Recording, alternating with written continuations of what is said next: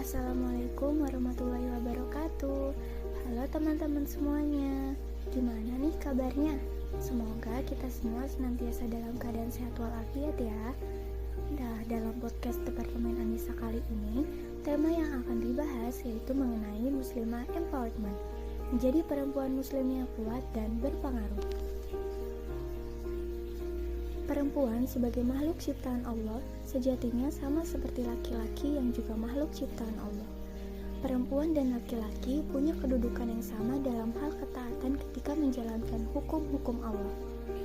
Perempuan bahkan tergambarkan sebagai sosok yang sangat istimewa dalam kitab suci Al-Quran.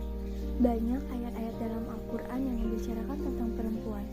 Bahkan ada satu surat yang mengabadikan tentang perempuan, yaitu surat An-Nisa. Kedudukan wanita dalam masyarakat atau kesetaraan gender mesti menjadi salah satu isu prioritas. Seringkali perempuan dianggap lemah sehingga menjadi salah satu faktor hambatan dalam aspek pekerjaan dan kehidupan masyarakat lainnya. Agar perempuan mampu memperjuangkan kepentingan dirinya tanpa bergantung pada orang lain, maka dari itu diperlukan adanya upaya pemberdayaan perempuan. Pemberdayaan perempuan dalam pandangan Islam adalah suatu upaya untuk mencerdaskan perempuan muslim sehingga mampu berperan dalam melaksanakan dan menyempurnakan kewajiban dari Allah Subhanahu wa taala, baik di ranah domestik maupun publik. Pemberdayaan perempuan ini didasarkan pada visi menjadi perempuan unggul sebagai umun warobatul bait, sebagai mitra laki-laki demi melahirkan generasi yang cerdas, takwa, pejuang syariah dan khalifah.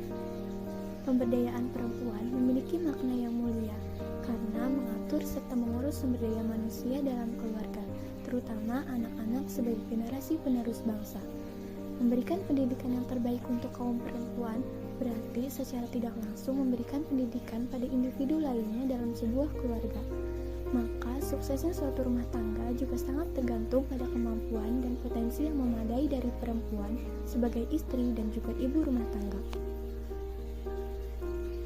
Sehingga untuk mendukung keberadaan dan ketersediaan sumber daya manusia atau generasi penerus yang berkualitas dan berdaya saing yang tinggi di masa depan, maka perempuan penting diberdayakan, khususnya dari sisi pendidikan. Pemberdayaan perempuan penting dilakukan untuk terus meningkatkan kapasitas diri kaum perempuan agar dapat memiliki kepercayaan diri, sehingga kaum perempuan dapat ikut berpartisipasi dalam pembangunan Indonesia. Nah, berikut ini ada beberapa wanita muslim yang berpengaruh dan ikut berkontribusi dalam sejarah Islam. Contohnya yaitu Khadijah binti Khuwailid, yaitu istri pertama Nabi SAW yang menjadi sosok terkenal dan paling berpengaruh dan inspiratif. Ia merupakan orang pertama yang menerima Islam dan mengakui kenabian Nabi Muhammad SAW. Sebelum menikah dengan Rasul, ia adalah seorang pedagang wanita yang sukses dan tokoh yang dihormati di Mekah. Ia juga dikenal karena kecerdasan, ketajaman bisnis, dan juga komitmennya yang tak tergoyahkan terhadap keadilan sosial. Selain itu, ada juga Aisyah binti Abu Bakar yang merupakan istri termuda Rasulullah SAW. Aisyah radhiyallahu anhu dikenal karena memiliki pengetahuannya yang luas tentang hukum syariat dan hadis, dan juga kepribadiannya yang kuat. Selain itu ada juga Fatimah binti Muhammad SAW yang merupakan putri Rasulullah SAW dari istrinya Khadijah.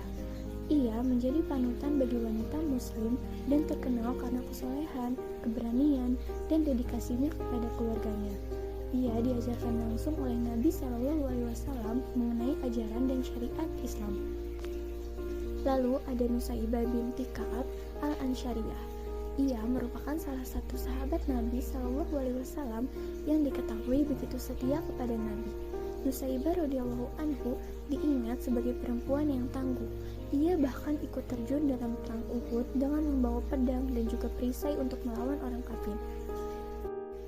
Selain itu, masih banyak tokoh wanita muslim lainnya yang juga berpengaruh dan turut berkontribusi dalam sejarah Islam. Mungkin cukup sekian untuk podcast kali ini. Kurang lebihnya mohon maaf. Wassalamualaikum warahmatullahi wabarakatuh. Sampai jumpa di podcast selanjutnya.